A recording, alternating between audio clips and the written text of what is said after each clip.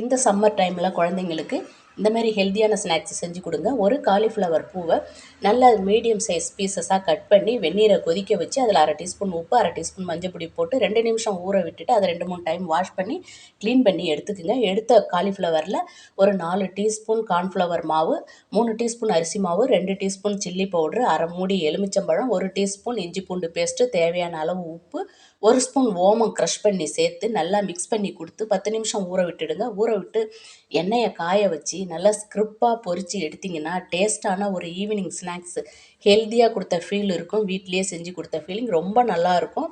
இந்த ஸ்நாக்ஸ் நீங்கள் டீ டைம்லேயோ இல்லை சாதத்தோட சைட் டிஷ்ஷுக்கோ ரொம்ப நல்லாயிருக்கும்.